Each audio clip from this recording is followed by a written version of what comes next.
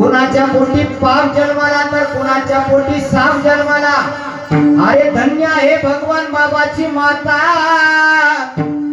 जिच्या पोटी बापाचाही बाप जन्माला। टाळी वाजवा सगळे। हे वाऱ्याला सुद्धा लागला नाही त्यांच्या कामाचा ठाव, वाऱ्याला सुद्धा लागला नाही त्यांच्या भक्तीचा ठाव।